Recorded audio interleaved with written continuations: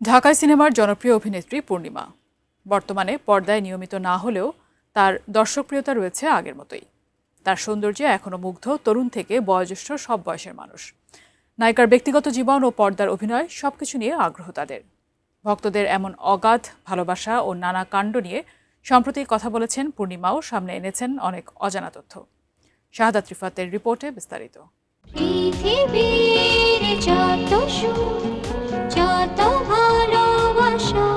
একটা সময় পর্দায় পূর্ণিমার উপস্থিতি মানেই ছিল দর্শকদের বাড়তি উন্মাদনা। তার সিনেমা দেখতে নিয়মিত হলে লেগে থাকতো লম্বা লাইন। দীর্ঘ ক্যারিয়ারে তিনিও দর্শকদের উপহার দিয়েছেন অসংখ্য হিট সিনেমা।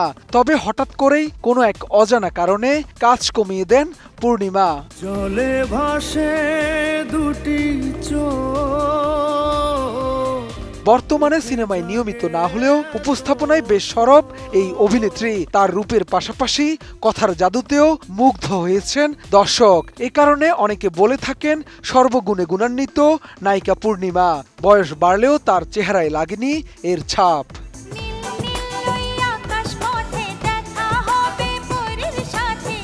দর্শক নন্দিত এই নায়িকা সম্প্রতি এক বিশেষ পডকাস্টে অংশ নিয়ে নিজের ব্যক্তিগত জীবনের মজার অনেক অভিজ্ঞতা ও অজানা তথ্য শেয়ার করেছেন। সামনে এনেছেন ভক্তদের উদ্ভট সব কাণ্ড। পডকাস্টের সঞ্চালক পূর্ণিমাকে প্রশ্ন করেন সকালে ঘুম থেকে উঠে আয়নার সামনে দাঁড়িয়ে নিজেকে কি বলেন। উত্তরে নায়িকা বলেন, এই যে এখন ঘুম থেকে উঠলাম, দেখলাম যে এত সুন্দর কেন, ভাল লাগছে না আমার। আসলে এই টাইপ সবারই হওয়া উচিত।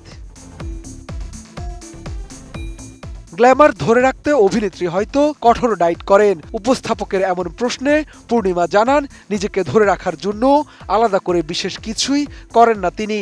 তার সবকিছু ন্যাচারাল। কোয়ালিটি সম্পন্ন আন্তর্জাতিক মানের steel bar CSRM, committed for better still.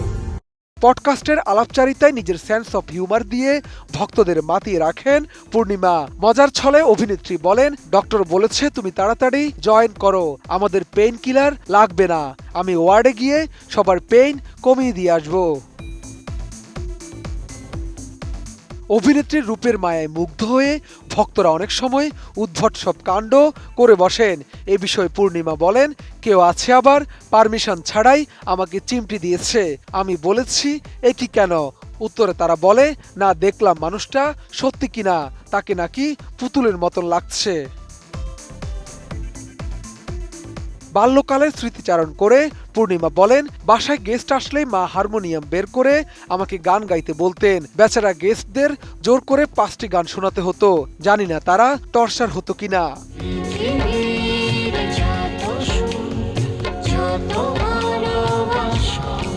এর আগে দর্শকদের 5 বছর অপেক্ষা করিয়ে 2024 সালে প্রেক্ষাগৃহে মুক্তি পায় চিত্রনায়িকা পূর্ণিমার আহারে জীবন সিনেমাটি। এরপর আর নতুন কোনো ছবিতে দেখা যায়নি চিরসুন্দরী খ্যাত এই অভিনেত্রীকে।